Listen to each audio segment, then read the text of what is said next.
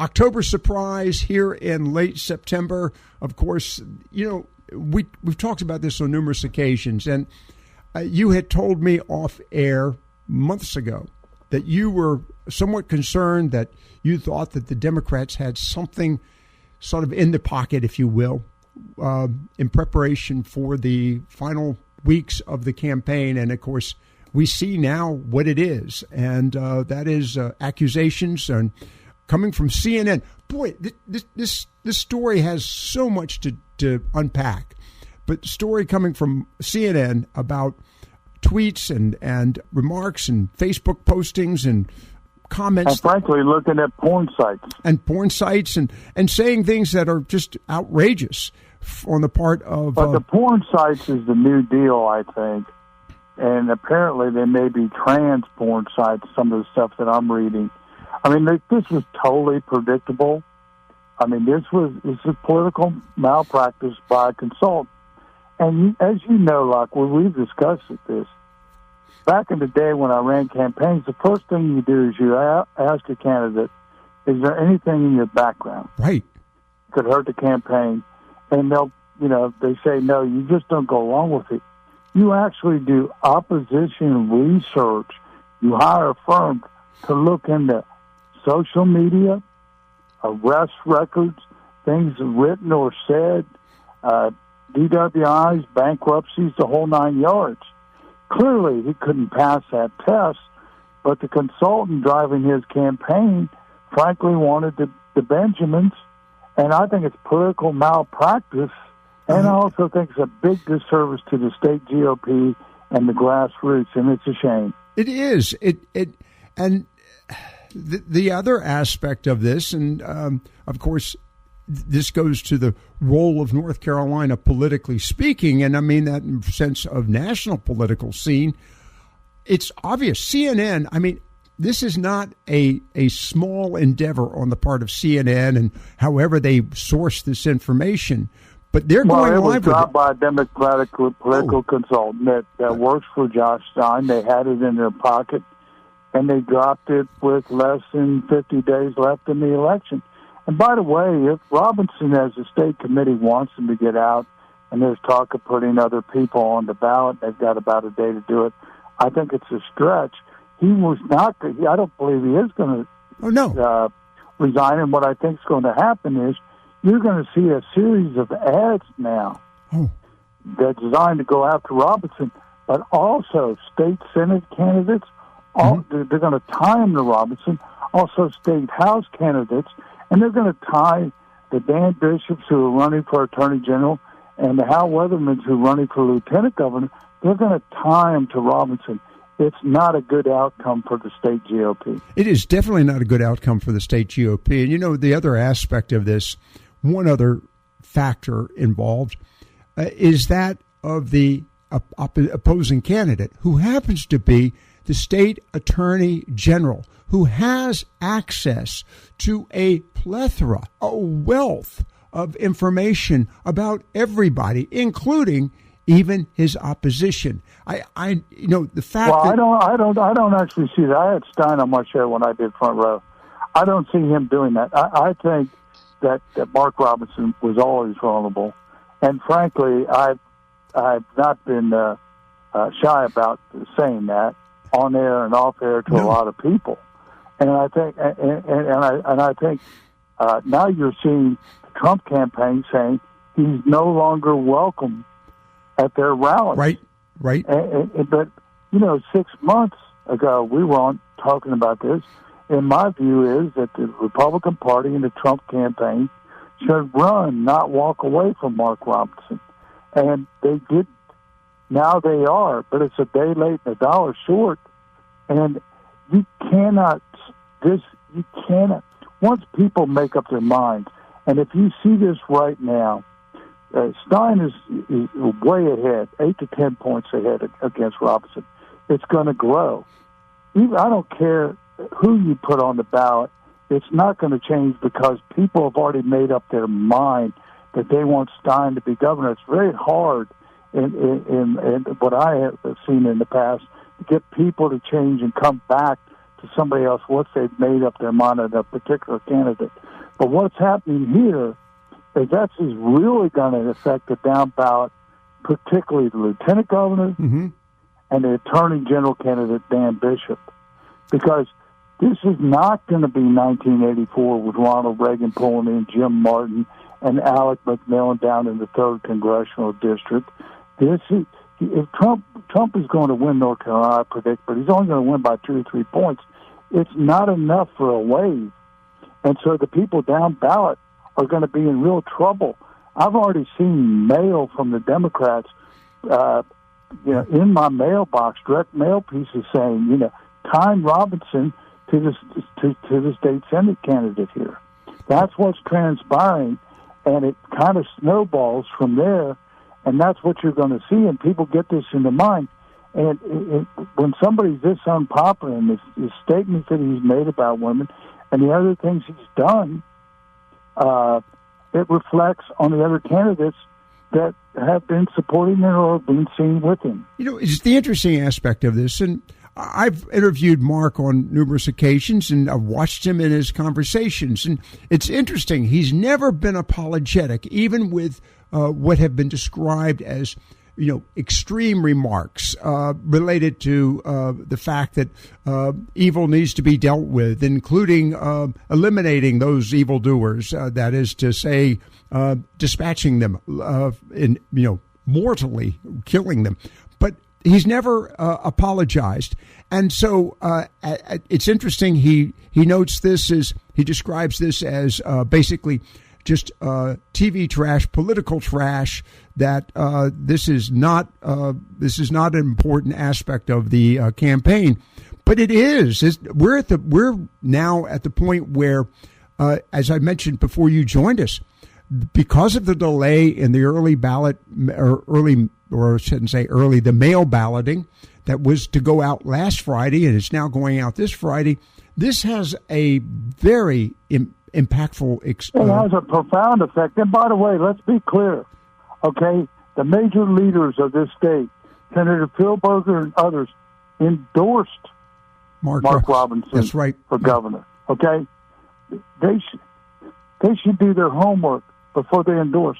Ronald Reagan had an axiom. He never endorsed anybody in a primary. And the reason why he didn't do it is because he said you're going to make half the people mad at you. Right. It's better off not to get involved and endorse when you have the weight of like a Spielberger. You're better off not doing it. And particularly when you share some of the same advisors. It's just not a smart thing to do. And we're paying a price for this, being conservatives, and I frankly find it abhorrent. Well, he has announced, he has stated to the Hill, mentioned in a story in the Carolina Journal, because, as a matter of fact, the first time I saw this was in the Carolina Journal earlier this morning. It's now, of course, making the rounds everywhere. CNN, of course, has released the information. And, of course, as I mentioned a moment ago, the lieutenant governor has described these stories as, quote, tabloid trash, tabloid lies. But, you've got to do more than just call them lies. You've got to prove them to be inaccurate. Well, here's something that Lee Atwater used to say. When you're defending, you're losing. Mm-hmm. Okay? Yep. If there was a definitive statement that he could make or something that he could show that this was not true, he would do it. That's just verbiage. That's just campaign rhetoric.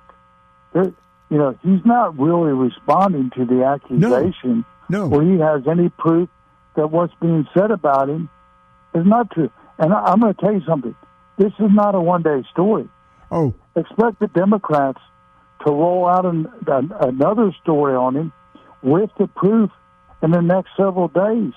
This is going to be the hottest story in Republican politics for at least a week or maybe longer. That's an indication of how important, this is my description, correct me if I'm wrong, how important North Carolina is in the upcoming campaign. The Democrats have targeted North Carolina. It's a swing state. It impacts the presidential race. the 9 yards of it. This impacts down ballot the presidential race. Believe me, the Democrat National Committee, the Harris campaign. Now, you have to remember what Trump has said about Mark Harris. He referred to him as the new Martin Luther King. Right. Yeah. I mean, yeah. You take that statement, and then you take what's transpiring and the accusations, okay, boy. and you draw the contrast. Oh, that's my a goodness. devastating spot. The thing that's interesting about this, Mark, is the state GOP. Looking at you and your years of experience, what's the crisis management now? What can be done if Mark Robinson doesn't step down? What can be done, or is it a matter of you appeal to his better senses? We hope, and he does in fact step down. If he does step down, is there a way to I don't say correct, but at least soften the blow of this story? Well, what you're trying to do is minimize the bleeding. Okay. So I would suspect you try to put a woman up. I don't think a white male helps at all. Dale Falwell, no. Nice guy, but he was rejected by the GOP. I mean, you have somebody like Senator Vicky Sawyer, who's got a great story to tell. It came from a Horatio Alger story. It came from virtually nothing. But I think it's a day late and a dollar short. From a Republican GOP standpoint, state GOP, they've got to change the subject. They got to find a way to change the subject. Uh-huh. Okay, and the way the Democrats do it is to say we've already addressed it, and they won't take any more questions. But a lot of times, the GOP feels compelled to keep talking when they get a press call. Stop talking about it. That's one way to help mute it. You know, you bring up the topic of the fact of how the Democrats don't address these issues, and we're going to get into that in a few moments because we want to talk about the fallout from the debate and possibly the impact of this story, as if you will, sort of overwhelming the criticisms that we've been watching and hearing related to the Harris-Walz campaign, or maybe it's if you want the Biden-Harris-Walz campaign. But the fact that this story is going to gain, and my prediction is, and correct me if I'm wrong before we go to the break, my prediction is this is going to be this is a national story. This is not just a state story. I totally agree with that. In fact, I've been watching the wires. I mean, it's starting to hit on political. It's in Newsmax. It's a national story. Wow. No question about it. Kamala Harris has not answered any of her questions. She's avoided it. It was interesting. I was listening to you heard a few moments ago, the promo for Brian Kilmeade's show, and Brian was playing a piece earlier today where, again, another word salad event where community's children are there as a community's children. She said unequivocally. It was really a striking and intelligent comment. Well, you know where she stands, and she's middle class, and right. And when she grew up, a lot of people like to do their lawns. Yeah. I think that's qualification to be president. I mean, she is the most vacuous person we've ever had run for president. No question about it. And then person, but she's a seriously dangerous person. And because she's a socialist. She I don't say this lightly. She's a Marxist. She wants to give $25,000 for small business startups, and then she's going to tax them to death. So, I mean, how does that work? I mean, she doesn't understand pro-growth policies. No. Supply side does work. Tax cuts do work. Trump has a very good economic policy for America. Oh, yeah. All she can fall back on is, what are you going to do on day one? They ask her, to promote economic growth. Well, I was a middle-class kid. That ain't cutting it. Unfortunately, I think Trump blew a great opportunity in that debate to outline what he'd do for America. Now, I mean, yes, they were against him. Oh, my goodness, were they? Yeah. And Lindsey Davis. Lindsey Davis, yeah. But the truth of the matter is, he knew that going in. Understood. He walked into the lion's den. No question. And he could have said what he was going to do, cut taxes, secure the border. You stay on repetition, and you get those sound bites in there. And he didn't have to take the bait. Yep. I mean, he could have said, if he was, look, you're fact checking me 5 times. I don't agree with these fact checks at all. How come you never fact check her? No question at all. But the other aspect of this is the fact that she is now, and here's the concern I have. She is not answering any questions in any way, shape, or form. She ignores the direct responses to these. She comes off, as you mentioned, middle class. By the way, I didn't know how many middle class families actually have nannies for their children, but who knows? Maybe she was a blue collar nanny. I mean, that would qualify probably as a middle class situation there. I'll leave it at that. But here's the real question. We're seeing some doubts being raised even among Democrats and particularly among serious members of the press. And we've got this story breaking in North Carolina. What impact will this story have on any scrutiny of the other candidates, particularly the vice president and her campaign? And I might add, did you know we still have a president in Washington, D.C.? None of us have seen him. But where's the screw? Will this damage the scrutiny? Jimmy Buffett of presidents. He spends all his time at the beach. He does. But you should play Margaritaville. But the 9 yards of it is, I just saw a poll come across the screen, and she's got a 60% unfavorability with independents. Right. According to a new Fox poll. She can't win with that. And I think they've stalled out. I think you'll see her trying to do another debate because they think they can do it. That'll be, if she wants to do another debate, I think that'll show that she's behind and she's trying for a knockout punch in the last several rounds of the fight. But I think Trump is hitting his strides right now. I think going on death pill was a very smart move. I mean, she's going back to Oprah and all that. Oh, right, but right. really, when she goes back to Oprah, but wait a second. she's singing to the choir. Let me. I'm glad you brought up Oprah. Okay, so we have all these folks who have given credit and support to Mark Robinson, and now the story breaking with CNN. But wait a second. Oprah Winfrey was a big fan of Sean Diddy Combs. She was, and this was great. Brian Kilmeade had a great program on this earlier today, this morning. And if those listening have not listened to Brian Kilmeade from 9 to noon here on the talk station, you're missing excellent radio. Very, very accurate radio, I might add. But, you know, he pointed out, not only is Oprah Winfrey a big supporter of, has been a big supporter of Sean Diddy Combs, but also Harvey Weinstein.